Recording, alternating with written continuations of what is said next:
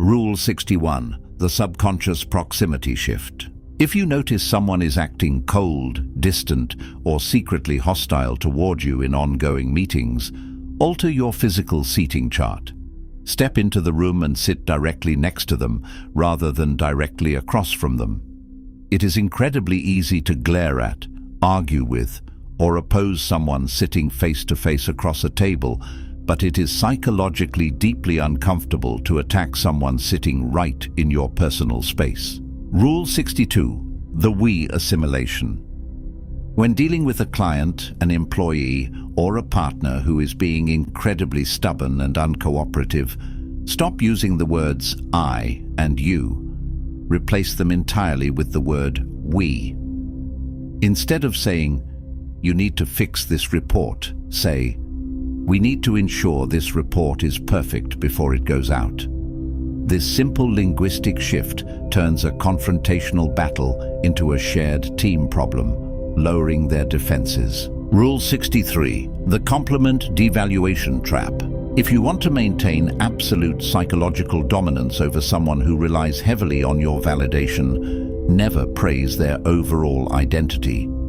Praise only their highly specific mechanical actions. Instead of saying, "You are so smart," say, "That specific spreadsheet layout was very efficient."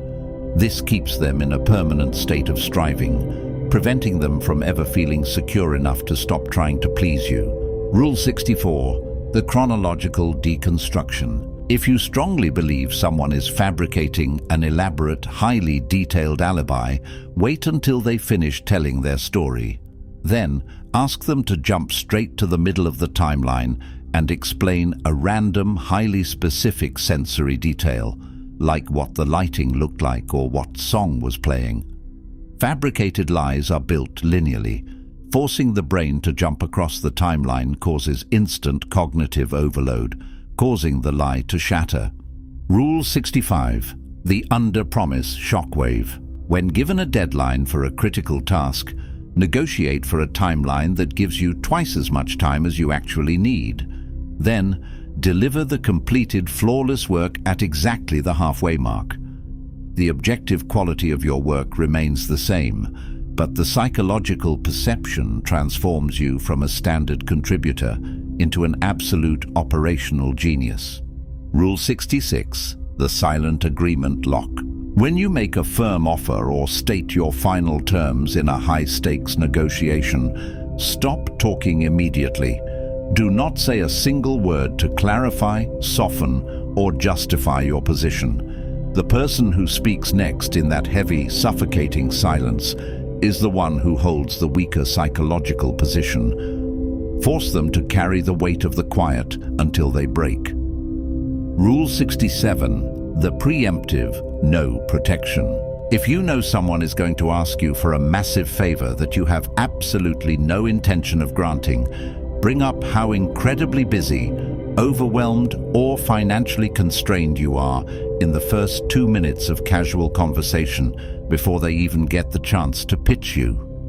You effectively close the door on their request before they can even open it, saving you from an awkward confrontation. Rule 68, the false confidentiality anchor. To build an instant, deeply intimate bond with a brand new acquaintance, lean in slightly, drop your volume, and share a completely harmless, slightly personal piece of information. Preface it by saying, "I haven't told anyone else about this yet, but..." By making them feel like the exclusive keeper of your secrets, they will instantly lower their guard and begin sharing their deepest truths with you. Rule 69, the negative space question. When trying to extract hidden information from a highly guarded individual, do not ask direct questions.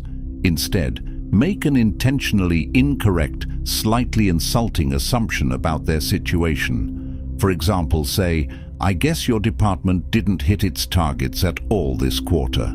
The urge to correct an insult and defend one's competence is so primal that they will blurt out the exact, real data just to prove you wrong. Rule 70, the linguistic pacing mirror.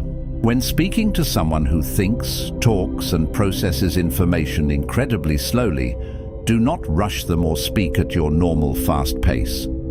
Subconsciously slow down your words, introduce longer pauses between sentences, and match their cadence perfectly.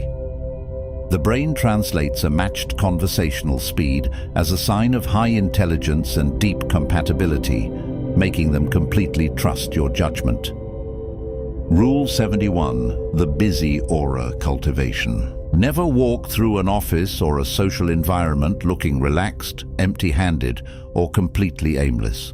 Always carry a folder, a notebook, or a laptop, and walk with a sharp, brisk, purposeful stride.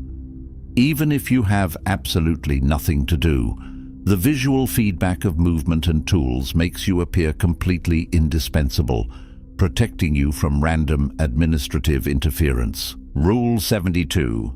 The status quo disruption frame. When you want someone to abandon a safe, traditional habit and try your new, risky strategy, do not highlight the benefits of your idea. Highlight the absolute devastation of sticking with their current path.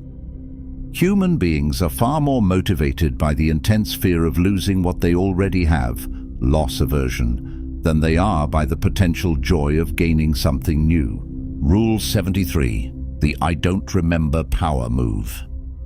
When someone tries to bring up a past mistake, an awkward social moment, or a minor insult you committed weeks ago to put you on the defensive, look at them with mild, polite confusion and say, "Really? I have absolutely no memory of that happening." By completely denying the event any space in your memory, you render their emotional weapon completely useless and make them look like they are desperately clinging to old history. Rule 74. The visual focus deception. When delivering a highly strategic, high-stakes presentation to a large group, select the single most critical decision maker in the room and ignore them for the first 75% of your talk. Direct all your warmth, energy, and eye contact toward their subordinates. This creates a quiet psychological vacuum for the leader. They will naturally lean in and work significantly harder to earn your attention when you finally turn your focus to them. Rule 75. The clean break, absolute zero. If you need to permanently remove a highly manipulative, toxic person from your professional or personal life, do not engage in a dramatic closing argument or a final angry confrontation. Simply cut the cord completely. Block every channel, ignore every message, and treat them as if they are a completely transparent ghost. Total, unyielding silence is the ultimate weapon. It denies their ego the emotional fuel it desperately needs to survive. Rule 76. The unsolicited debrief trap. When someone completes a critical task for you, never ask them, "How did it go?" Instead, look at the finished product, look back up at them, and remain entirely silent. The psychological pressure of a completely blank canvas forces them to launch into an unsolicited debrief, where they will naturally highlight their own anxieties, shortcuts, and mistakes before you've even voiced a single critique. Rule 77. The strategic praise suspension. If you have an employee, partner, or associate who is deeply addicted to your approval, do not keep giving it to them linearly. Praise 3 of their minor tasks in a row with absolute enthusiasm, and then treat their 4th, highly superior piece of work with complete, indifferent neutrality. This sudden gap between their effort and your reward sparks a localized obsession, forcing them to over-deliver exponentially on the 5th task to get their fix. Rule 78. The identity-anchored refusal. When you are trying to convince someone to stop a specific negative behavior, never attack the behavior itself. Attack their self-image by making the behavior beneath them. Do not say, "Stop being late to our client meetings." Say, "An operator with your level of precision and reputation shouldn't be showing up late to client meetings." They will immediately self-correct to protect the high-status mirror you just held up to them.